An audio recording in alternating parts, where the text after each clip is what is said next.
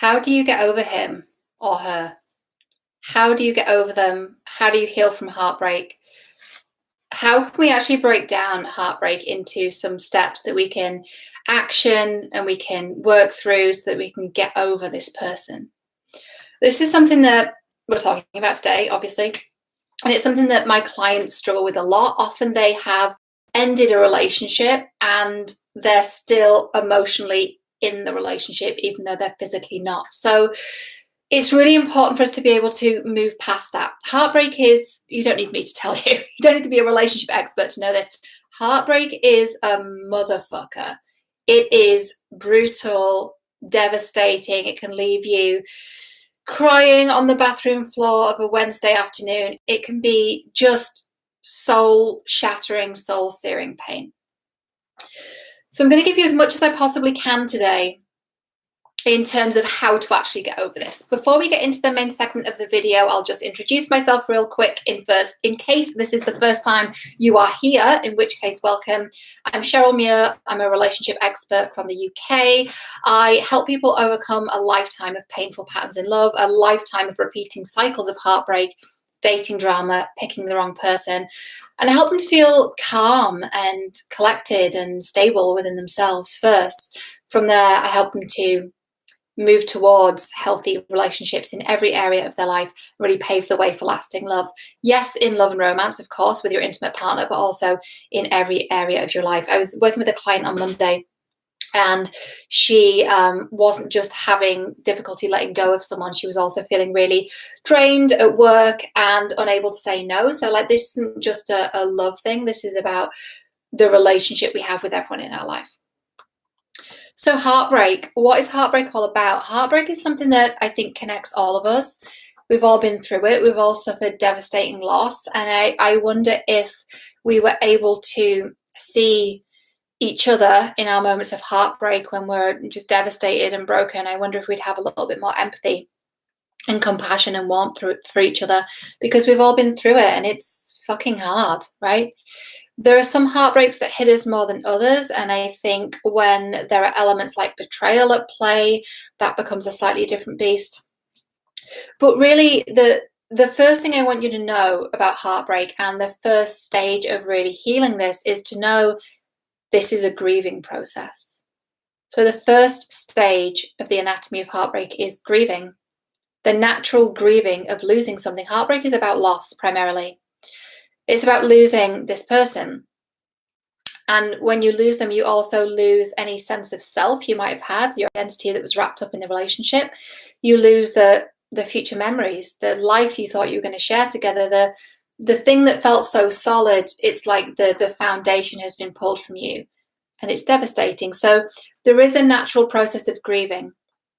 What that's going to look like for you is going to be different. You're going to need to know yourself well enough to know what it is you need. But two questions I come back to with my clients all the time is, how do you feel? What do you need? And I know that might sound a little bit even annoying to hear, like, well, that sounds fucking obvious. But actually, when we're in heartbreak and when we're kind of swimming in the soup of our own emotions, we feel like we're drowning in it. Whereas when we can say, I'm feeling grief, I'm feeling sadness, I'm dealing with loss, I'm feeling heartbroken, I'm bereft, I'm devastated. When we can say that, instead of like swimming in the soup of our emotions and drowning in it all, we effectively hold this metaphorical bowl of soup in our hands and we can look at it rather than being in it. Now, that's easier said than done when we're in the absolute pits of despair of a heartbreak, I know. But if you can really command and access that part of you that is the observer, that part that has the consciousness to be able to go, I'm processing heartbreak right now. I'm feeling immense loss. I'm in a lot of pain.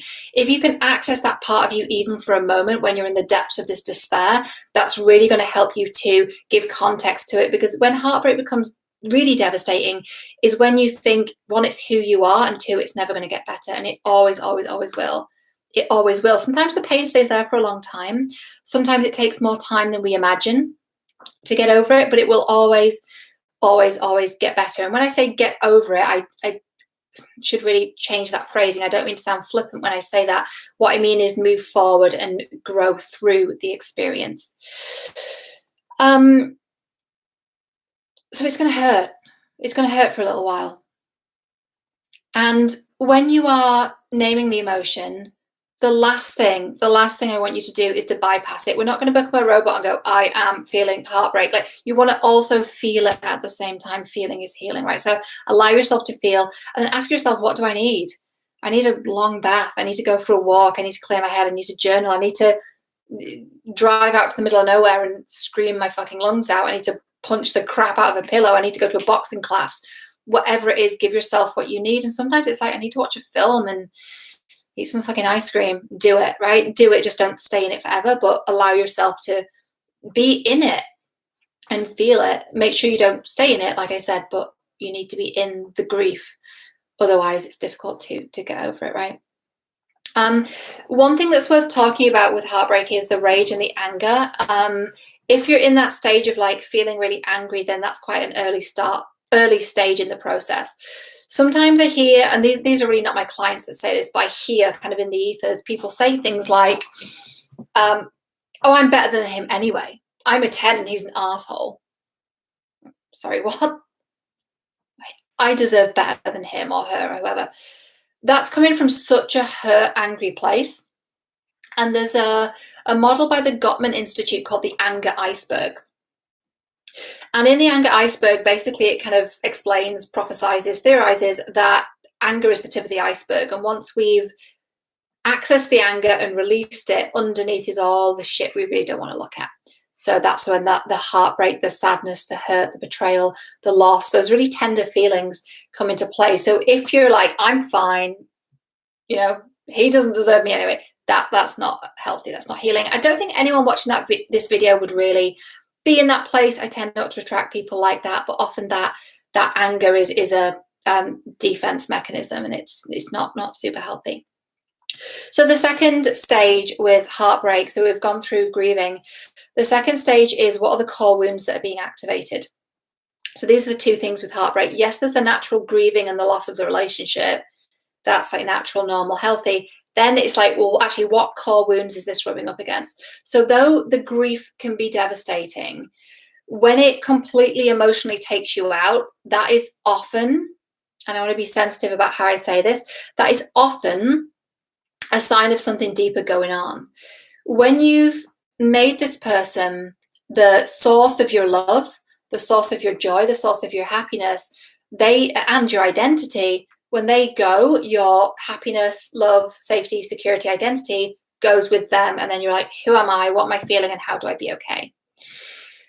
So that part of it is about finding safety within yourself. And that's going to be something that you're going to do after the grieving process. So I'd recommend going through the grieving process first and then looking at it in retrospect and going, okay, what parts of me got activated there that is actually activating a core wound from the past, right? We should be able to go through the heartbreak process and come out the other side better, stronger, wiser, more self-aware, knowing ourselves on a deeper level. And then just taking the time, giving ourselves the time we need to understand what happened and to feel it, rather than feeling we have to rush into the next relationship or ignoring it or burying ourselves in work or whatever it might be. I find quite often with my clients, you know, because they're successful and doing well, there's often an element of shame here. Like, I remember hearing from one client particularly, she was saying, I should be over this by now. And there's a bit of shame there. So there is certainly an acceptance of what we're feeling that needs to come into play. Like, this is hard. This is rubbing up against a wound from the past, right? It's also worth looking at asking yourself this question, which is, who does this person remind me of? Who does this person remind me of? Meaning, this person who you're not in a relationship with anymore, do they remind you of anyone from your early life? Do they remind you of a mother figure or a father figure or someone that was close to you that was maybe a source of pain, trauma, heartache? Because that can be reactivating a part within you that's really small, vulnerable and young, and that can feel incredibly devastating. So they're the two parts of heartbreak, the grieving of the loss of the relationship, and then looking at what core wounds have been activated. The part of this that I really help my clients with, and the part that I can help you with, is the core wounds piece. I feel like the heartbreak and the grieving process is something that's really personal, and something that I can certainly support you in, but something that you need to take ownership of and really have like free creative license with that to design your grieving process. But the part that I really help people with is really understanding what's the pattern. And those of you that have been here a while will know this is called the dating drama empowerment method. What's the pattern? Where did it come from? How can I heal it? You probably already know what the pattern is. You probably even know where the pattern came from, because you've been in therapy, you've talked about it till you're blue in the face, but you don't know how to heal it. And how we heal it is we access the emotions and we release the emotions. So I was in a closed eye process with a client on Monday, and we dropped down, she closed her eyes, I did, and I led her through a guided process where we talked to her inner child. Well, we talked to her 9-year-old self after she'd experienced immense loss in her life. She'd lost a parent.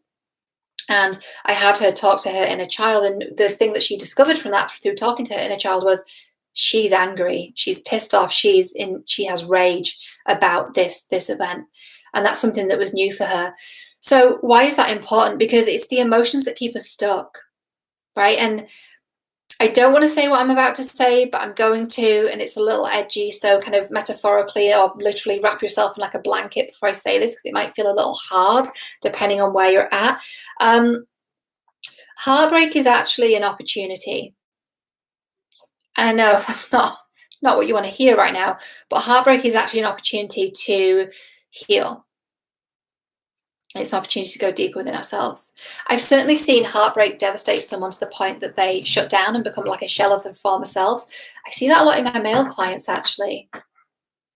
I don't think people really understand, and maybe most women don't understand, and maybe I have a slightly unique perspective here by being able to, work with my male clients through this.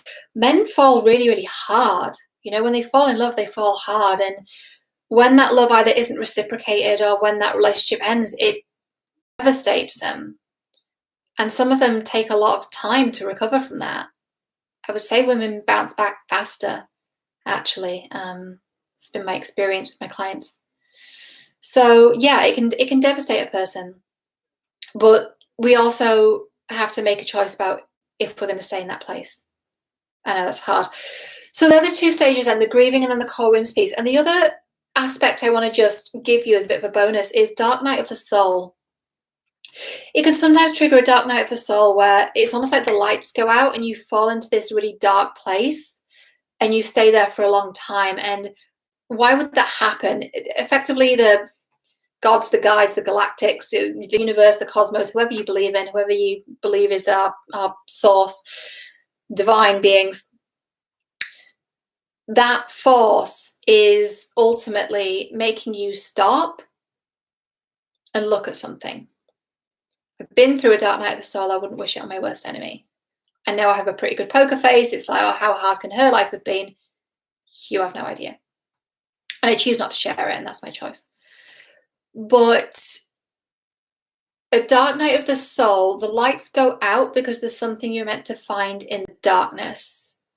And it's meant to strengthen you, and it's meant to purify you, and it's meant to be a cocoon, like the caterpillar and the butterfly, I suppose, or like the phoenix rising from the ashes, or whatever analogy you want to use, or the seed that's been, you haven't been buried, you've been planted, that kind of vibe, right? You're in the darkness because you're meant to like germinate and to emerge change. And I know that can feel sometimes when you're in it like that's quite a difficult thing to understand, but there is purpose to it. There is purpose to the pain, and sometimes people turn that pain into their art, right? Through film, through television, through writing, producing, directing, through literature, through your content, through your cosplay, through your through the things that you create. I certainly have put a lot of my pain into my art. Some of you may know I released a book back in 2016, somewhat unrelated to what I'm doing now, but it was a love story, and there was a lot of shadow work in that, and that can be really healing. And actually my client that I was working with on Monday, she is going to try creative writing as an outlet for her shadow. We've got to play with our shadow. We've got to let him or her out to play. And sometimes heartbreak is so devastating, but it's a place from where we can draw on a really deep reserve of pain. And I think if you are in the industry of film and television, if you're in acting particularly, and we've seen this, we saw this in the Disney Plus series Loki, and if you haven't seen my review of that, then you can go ahead and watch yesterday's video. But we see this portrayal of heartbreak and being bereft and being completely devastated, like being able to tap into that as a performer, whether you act or dance or whatever it might be, or sing or produce, or being able to access that feeling enables you to create art and create a body of work that people can understand, where people can feel seen and represented and understood. And it can feel very cathartic to see a film or TV character or archetype going through something that we've been through, and the empathy we feel for them is self-directed because we see ourselves in them. We're like, I've been there, I know how you feel, I felt that, it sucks, it's devastating, it feels like shit, and I can feel your pain, I have empathy for you. And then by having empathy for this person, they're basically a mirror, the empathy is self-directed. So it can be very healing. So it's really important for you as a performer, as a creative, as a person creating these bodies of work, that you can access these deep feelings and you can use that to create your art. Good art disturbs the comfortable and comforts the disturbed. So remember that. So this is everything I want to say about heartbreak. I'm sure I'll talk about it again, but yeah, it's a process. It's a process. Be with yourself in the process. And if you need my support, you can apply for a call with me. There are details down below. Apply for the call even if you're like, am I ready for this? What's the situation? Can I invest? Am I ready to invest? Apply anyway, and we'll have a conversation and we'll establish that. We'll establish whether you're fit for coaching, and we'll go from there. And it may be more doable than you think, so don't make any assumptions. If you liked this and you enjoy the way I this and speak on this, then subscribe to the channel, ring the bell so you're notified when videos are live. You can also find me on Instagram and Twitter. My handles there is Cheryl J. Muir, and my website is cherylmuir.com. Thank you for watching. And if you are going through heartbreak, then take really good care of yourself.